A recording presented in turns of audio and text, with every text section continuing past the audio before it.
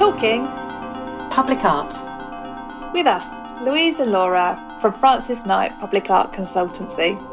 Conversations with a range of arts practitioners, community activists, planning directors and design teams about how we can make places better by working with artists.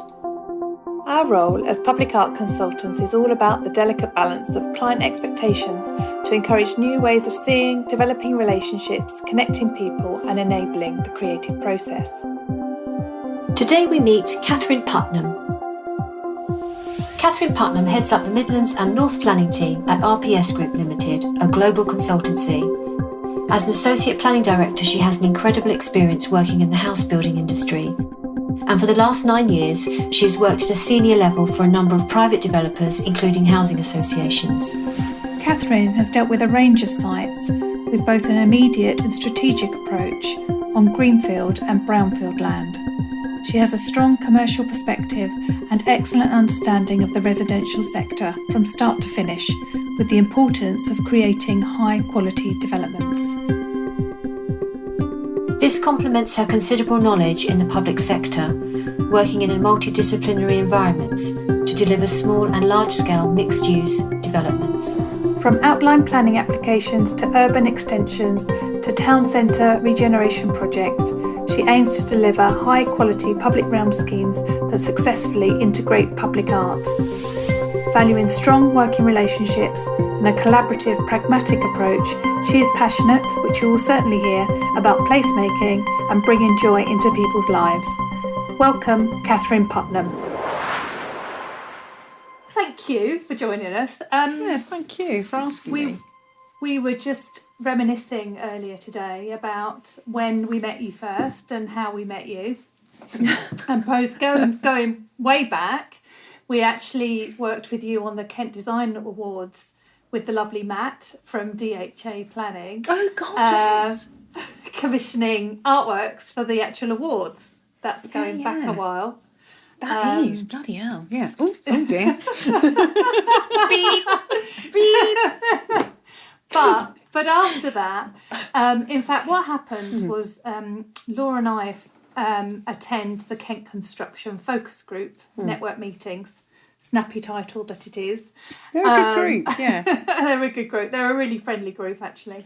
And I was standing in the breakfast queue, as you do, waiting for my full English at 7:30 in the morning. And you know, trying to network with the people around me. And always, you know, people say, what do you do? And I say, I'm a public art consultant. And they normally kind of then look at me quite blankly, as if to say, oh, God, what's that?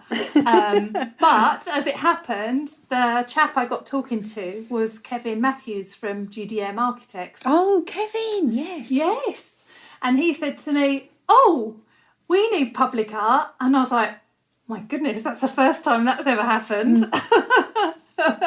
Where someone knows what I'm talking about in the first place and actually requires our services, you know. I mean, if you say you're a public art consultant, people tend to know what public art is, but there'll be quite a defined image of what that might be in their heads.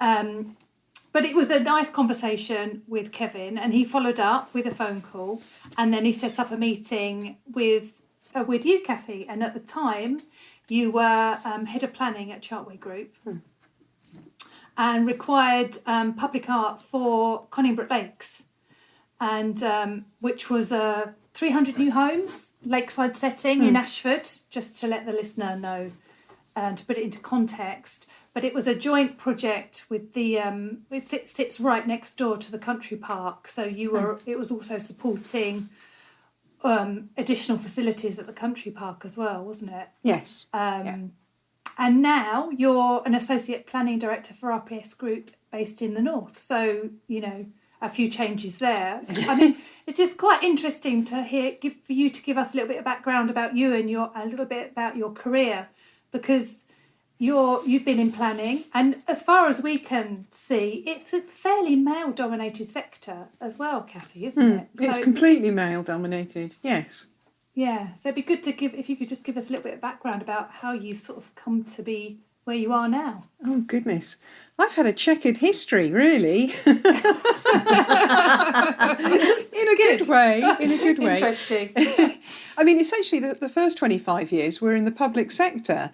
So I started off as a conservation officer up in Liverpool City Council. Can you believe that? Wow. That was post the riots, actually, in Liverpool. And it was Derek Hatton days. So Liverpool had gone through an awful time.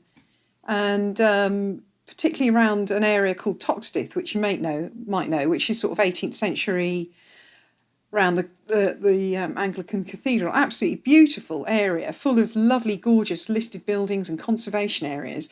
And Michael Heseltine actually said, right, I'm going to give you X million pounds, which was phenomenal in those days, to repair all those buildings that have been destroyed or damaged, but also as a regeneration project. And English Heritage sort of led that, and it was a 3 to 5 year programme. And so you could get grant aid to do structural repair to your listed building, but you could also get grants for a new bathroom and a kitchen to make your home habitable at the same time. So I was working with a wonderful chap who's now passed away, unfortunately, a guy called Mickey King, who was a lovely conservation architect. And it was just him and I dealing with this project with millions of pounds, which was wonderful. And loads of stories. It's a really rich place, Liverpool. But it had 37 conservation areas and 2,500, nearly 3,000 listed buildings between the two of us. And we had to look after that. So it was an awful lot of fun. Yeah, that lovely was. job. Yeah. And Wonderful.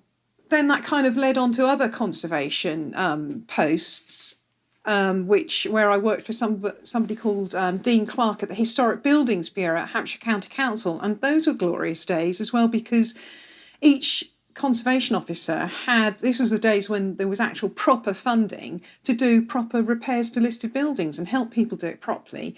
That led on to a passion for Napoleonic architecture, particularly military architecture, which I absolutely adore. And I ended up working for Chatham Historic Dockyard, well, for the local Medway Council, but doing 5 years there, and understanding the Rennie architecture and so on.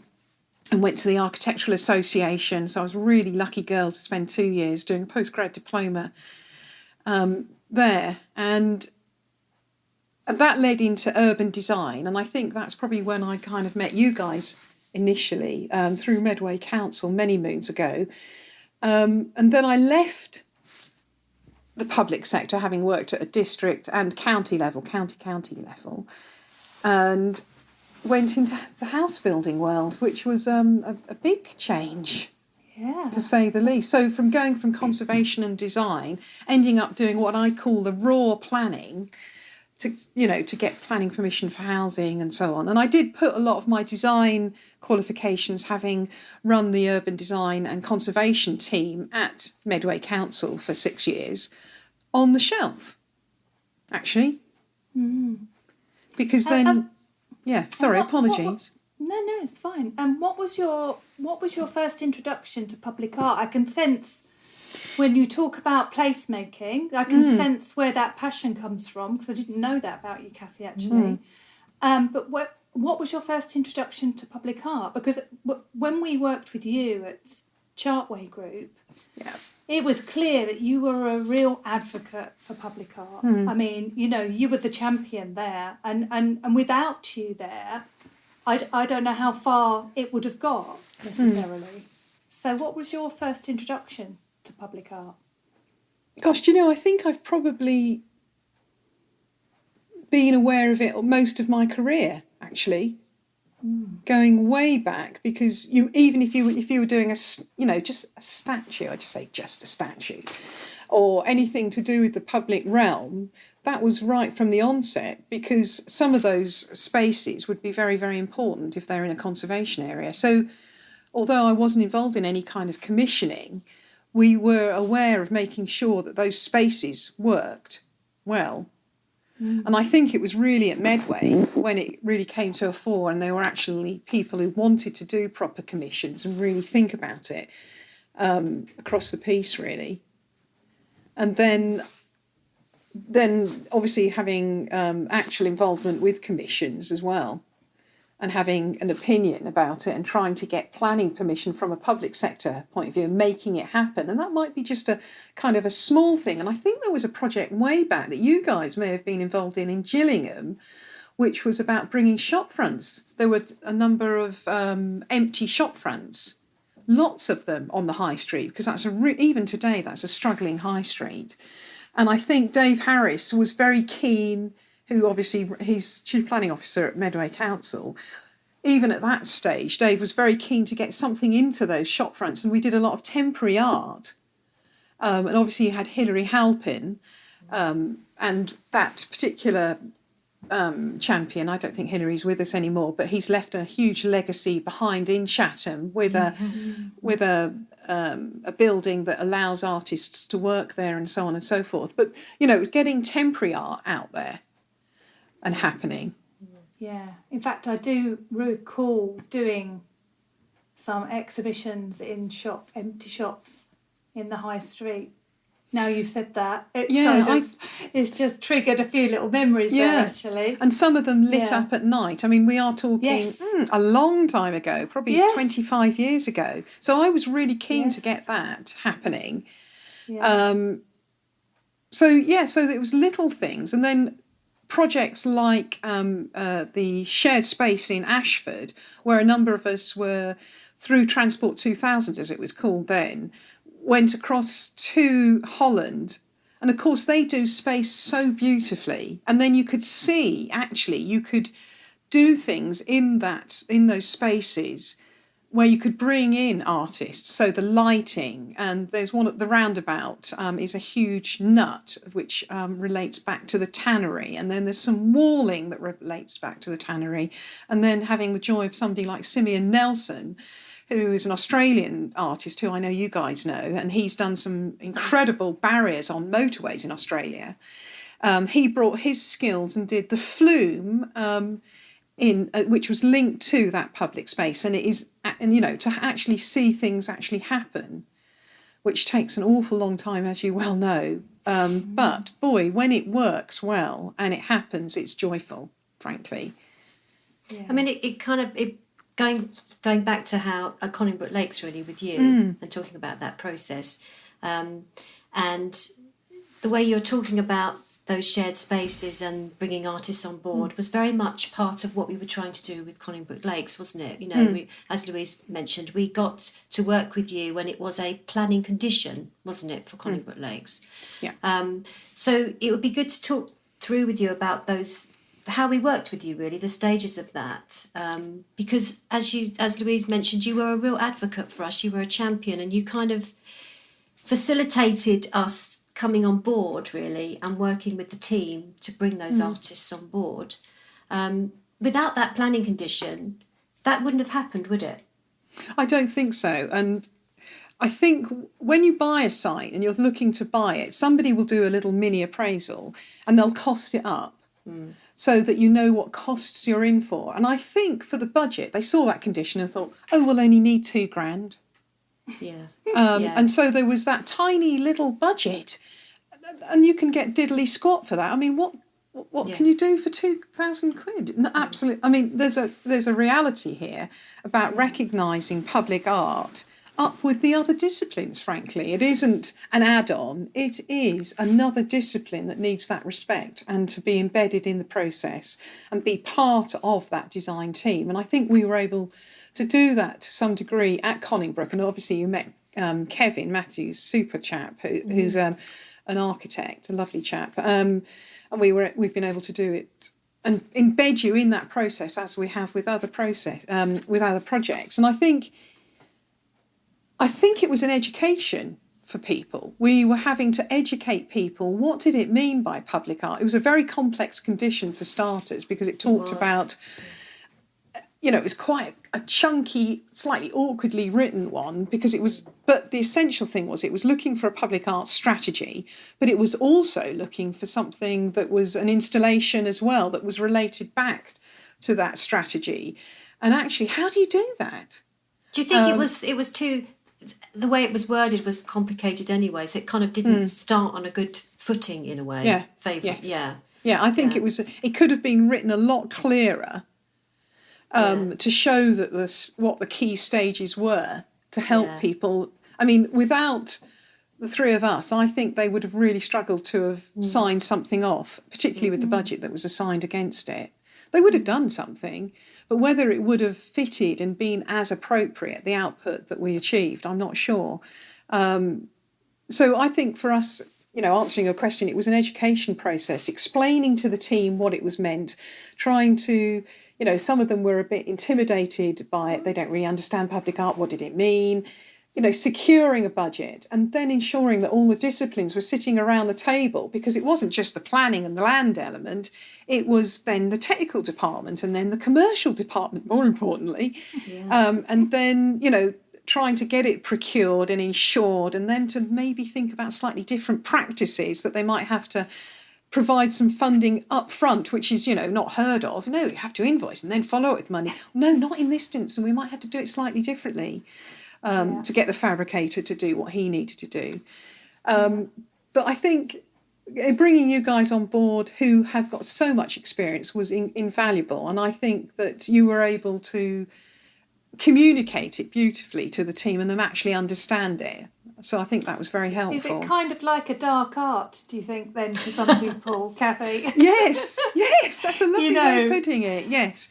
Because actually, it's, as you say, people get intimidated with, well, perhaps if they've got an opinion and they think that might not be the right opinion or, we come across all sorts of situations where we do need the team to be pretty open-minded when we bring an artist on board, because it's the artist that will kind of look at it in their own way, and they have their different skills. They're highly skilled, but it'd be very different to a construction team per se, and it is, as you say, another discipline. So we do try and make that as easy as possible. And it's interesting what you were saying about temporary artworks, because actually sometimes the temporary work is the way in, is the much more gentle approach, or even the engagement activity. And I know we've done some of that with you before, where it's quite gentle, but it reveals different layers about a development site, its history, the people that use it, just how people enjoy it. So temporary is really good, isn't it? A really good way of doing that. It is. Yeah. And it's good you mentioned the consultation, because I know we've done a couple of those now. And that gentle, softly approach. It also it engages people as well. And they know it's not going to be a standard housing estate, that something exquisite might come out of it, whether it's in the landscape or it's the furniture, whatever it might be. And I think you get a slightly different response as a result of that. Yeah, and I think that I'm hopeful. I keep my fingers crossed for the white paper with Planning for the Future and the government and the Better Building Beautiful Commission and their report and their recommendations, and they've just responded to that.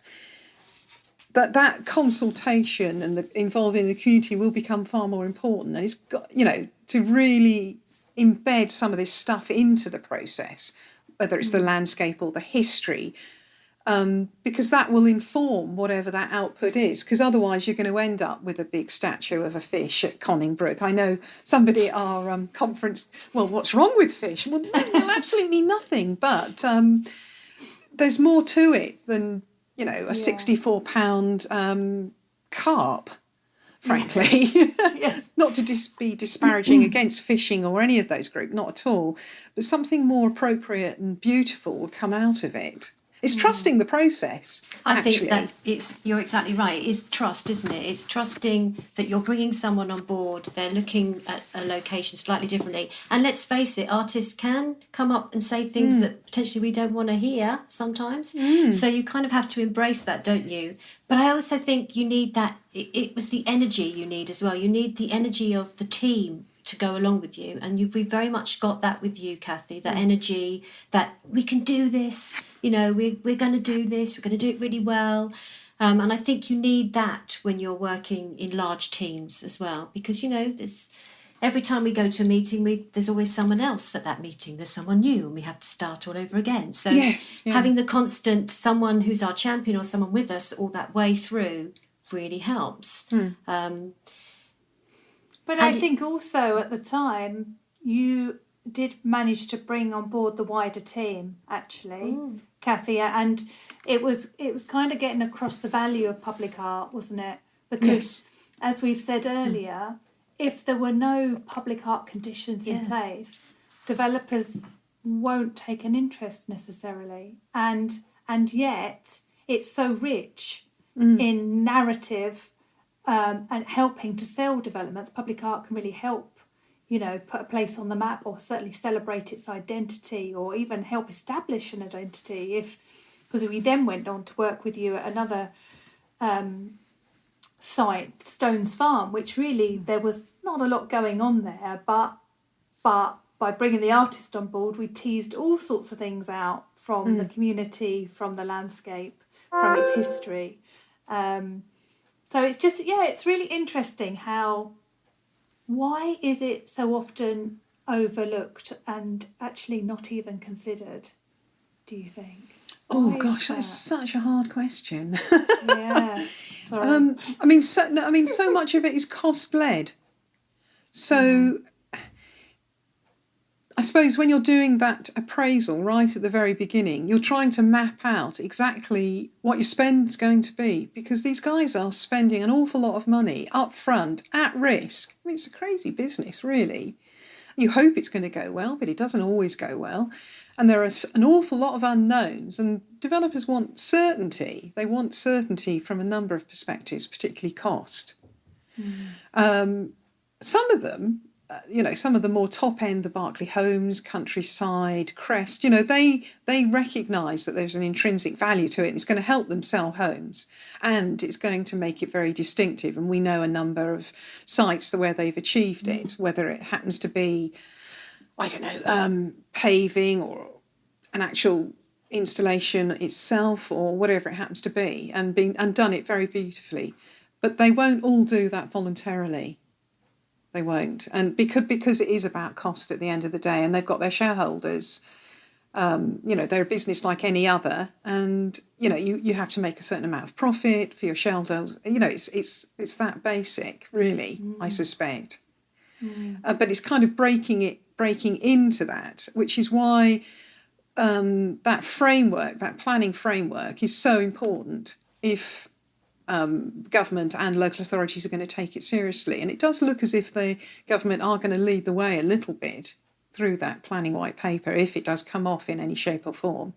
There's not really enough in the MPPF, I have to say. Section 12, I've got it here. Achieving well-designed places. Well, there's not enough in there, really. Can you just tell us what NPPF stands for? Oh, I'm ever so sorry. People... Yes, absolutely. National Planning Policy Framework. And then there's the NPPG, which is obviously the practice guidance notes as well. I think some of it's about it's all subjective, isn't it? You either like it or you don't like it. Well, I just don't think it's that simple either. And I think there are a lot of criteria out there about placemaking, actually, and even the National Model for Design Guide, which came out in January 21 this year. A lot of it isn't new to the likes of you and me. However, there is some stuff in there that's asking for beauty, refusing ugliness, and promoting stewardship. And although it doesn't actually say public art, that is a layer that's in there about context, identity, built form, nature, public spaces. Which are so relevant, even more relevant now, aren't they? Considering what we've just gone through, are still going through. Yeah, absolutely. And, and that you have an emotional response to some of this stuff. You really do. Yeah, you do. Joy and delight and beauty and fun, all of that stuff. And you want to be in these spaces. We don't want to be in Anywheresville or mediocrity. Not anymore, particularly after this year, as you quite rightly say. So if anything, it has more relevance. Is actually. Yeah. And we always say, don't we, Louise, that when we're doing nice things. We're doing things that bring joy to people. It's not horrible, So, it's lovely work. It's lovely working with artists.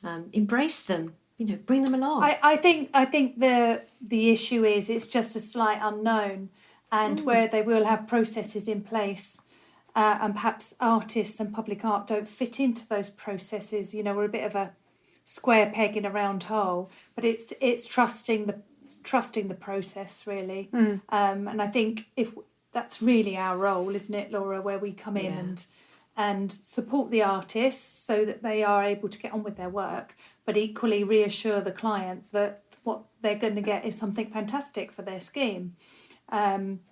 With real value, isn't it? Yeah, which is where we sit, because ultimately, they will then use that on their marketing information. It will be beautiful images of the artwork that will help ultimately sell those houses. So, it's absolutely, it's interesting. Yeah. Just to do a little bit of wishful thinking. So if we said, here you are, Kathy, here's an unlimited budget.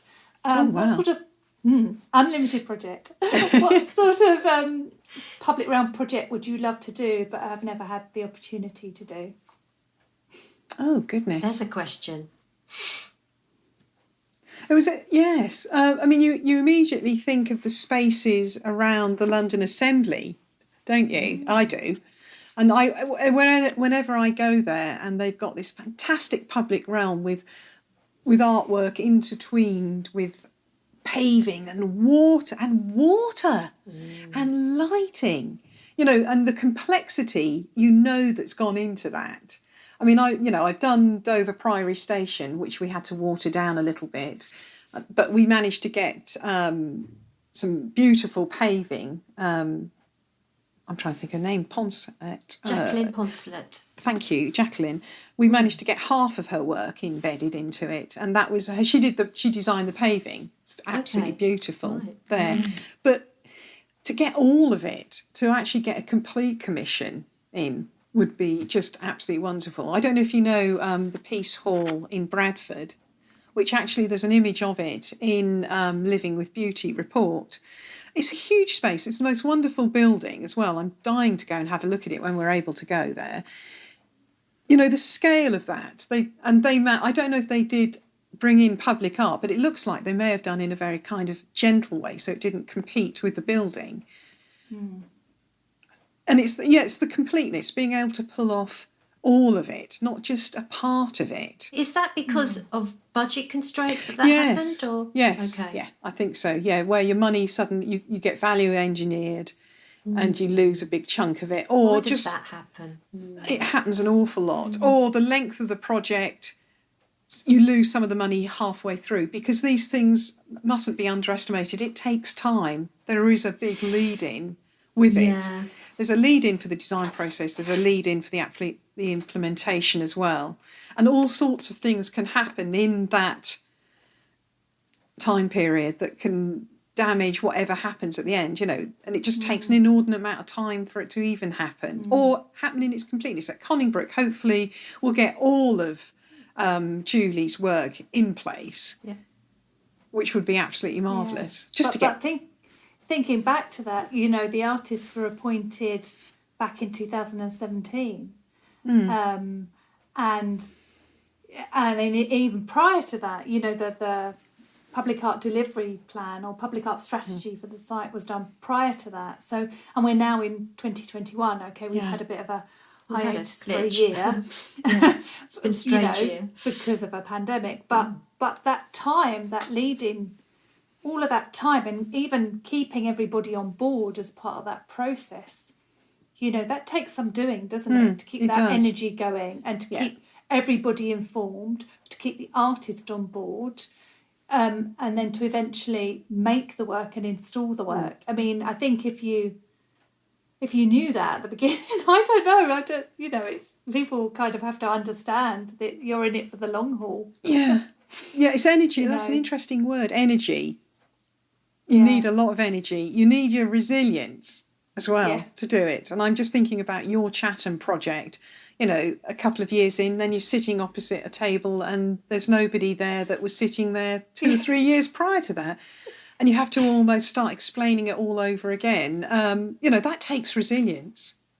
Yeah. But that must happen also with development, with developed teams, doesn't it? And construction and things as well. So we're all kind of all going in the same way. We just kind of all need to maybe work a little bit harder and together a bit more, maybe, is the answer to that. And I think that collaboration is absolutely key.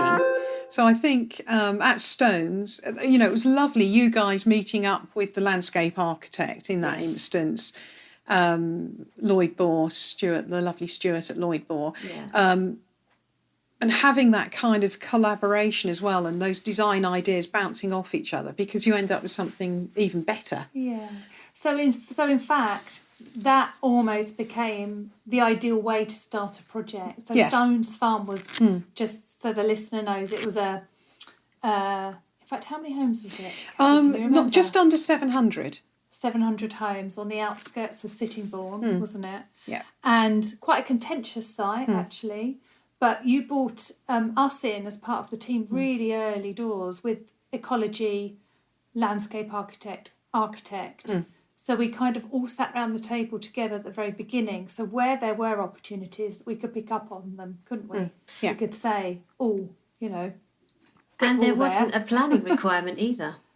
No, that wasn't in that instance. That was a very forward-thinking client Hyde Housing, who recognised that they were placemaking, actually, and that they wanted those there was going to be a country park, but then there were a series of 3 beautiful little greenways or corridors or little parks in themselves, where they recognised, they wanted to do something lovely.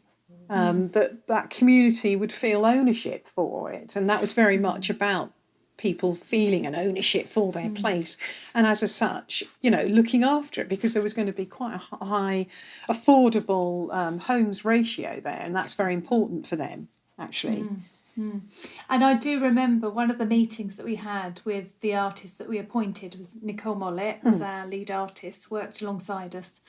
And we went to the landscape architects, great landscape architects, and we sat with pens, paper, draw. It was just so nice to have that moment where they were looking particularly at some land art, because there was a large amount of earth to be moved off-site, but instead we're looking at sculpting that into a landmark sort of green space.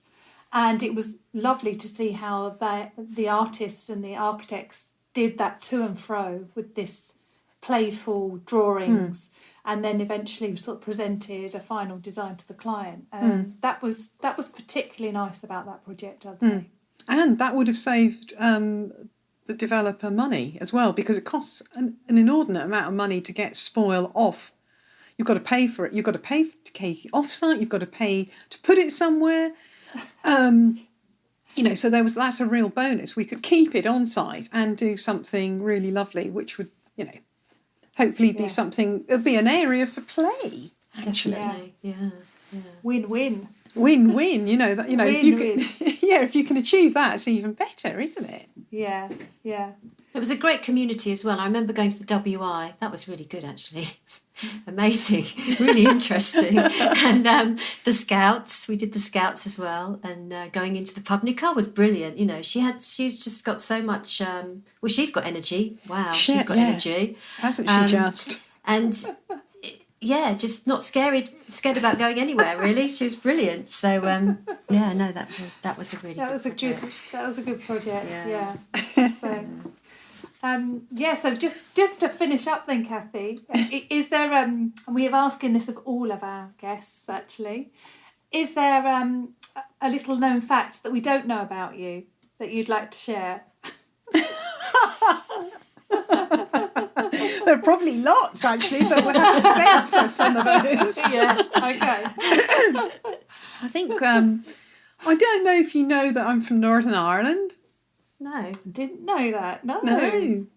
I'm closer to home, actually. I'm hopefully persuading my husband to go back to Ulster and go round and go and see all those places. I'm from Northern Ireland originally. I know I don't sound like it. I think we came over when I was about 7. But my dad had a thick Ulster accent and phoned me up and go, "Hello there, Kitty. How are you?" And I go, "I'm fine, Daddy." Oh, that's lovely. And at the moment, with RPS, something that's quite joyful, actually, which I'm so enjoying, is as you know, I'm on the Wellbeing Committee, and Northern Ireland and the Republic of Ireland are really leading the way on mental health and wellbeing in our company, and they take it very seriously. And so I have the pleasure of catching up with a lovely lady called Philomena from Belfast and another lady from Dublin. And so all these gorgeous accents. And I keep saying, oh, God, that's so lovely, that accent. Where are you from? Which part? Oh, Belfast. Oh, lovely. Londonderry. Oh, lovely. I love it. So, yeah, that's really nice, actually. But living here in North Yorkshire, I'm much closer now. So I can go over and see some of the family and catch up with them. Because they're all quite humorous folk. They really are. There's a terrific sense of humour. Actually. Yeah. Whereas us Southerners probably all take ourselves a bit too seriously, don't we? You're kind of moving up the country where it all becomes a bit friendlier. Yeah, so I'm actually very passionate about my heritage and being a tiny little bit political. I really want to keep us as a United Kingdom, frankly. That's very important to me. I don't want us to be, it to break up. I really don't. I'll be very upset if it does happen. Yeah, here. Yeah. Well, sorry, that was a tiny bit political. No, it's fine. It's been so nice to chat to you, Kathy. Lovely. And you too, as always, actually. Yeah, chat all things public art and placemaking and absolutely. Yeah, and cream teas as well, girls. Well, when we're allowed to travel, Kathy, we have come up to Yorkshire. Absolutely. The last time we came up to Yorkshire, we had a lovely. We have lovely food when we go up there. So, oh gosh, goodness. Yes, We yes. stayed in this B&B, didn't we, Laura? I've had beautiful. the best full English breakfast that I've ever had at the B&B. Where we were staying in Settle, weren't we? Yeah. Oh my goodness. Oh, it's lovely. That's only down the road from me. Yes, and there's some lovely shops. Yes. I think there's some lovely signs about, isn't there, around there? Yes. Oh, there are actually. Yeah, just over the road. Very beautiful, actually. Yeah, I have to say the quality of the food in Yorkshire is amazing. We've always really enjoyed our visits up there. So, yeah, you're in a good part of the world, I would say. Absolutely. Well, that's a date, definitely for the diary, wherever you happen to be, whether it's Settle or Ingleton or Skipton, which is fantastic. Skipton's nice too, yeah. Which is very nice. And they have a knitting weekend, which is very important. Oh, yes. Yarndale, isn't it? Yarndale? Yeah, that's right. Yeah, we know all about it. We know the woman that organises it, helps organise it. Yeah, that's a superb thing. If you're a knitter, which I am, So, and as there are lots of pregnant woolly sheep out there at the moment, bless them. I was talking to them this morning. I don't know if they understand my sheep, but I... Okay, right. Yeah, well, that's another thing, is I speak to sheep on a regular basis. So that's something else we didn't know about her. About you. Hello, girls, and then I do a couple of bars as well. Oh, it's so lovely talking to you. We do miss you. You take care of yourself. Thank you so much for that. Yeah, no problem. Take care of yourself. Have a good week. Yes, and you.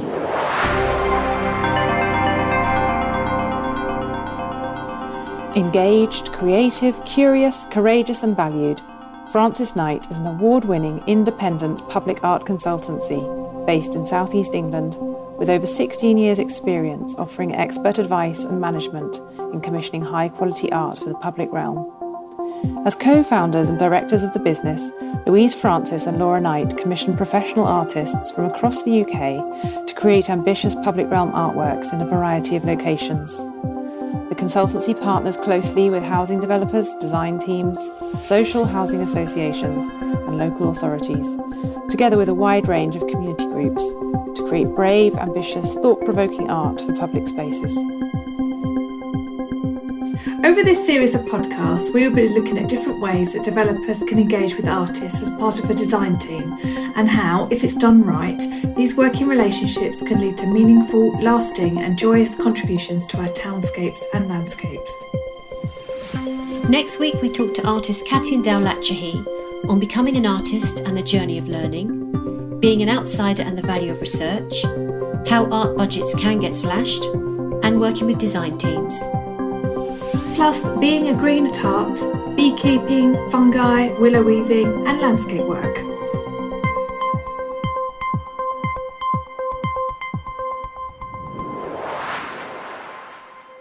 If you enjoyed this episode, we would really appreciate it if you could rate, review and subscribe to our podcasts. It helps us spread the word on demystifying public art.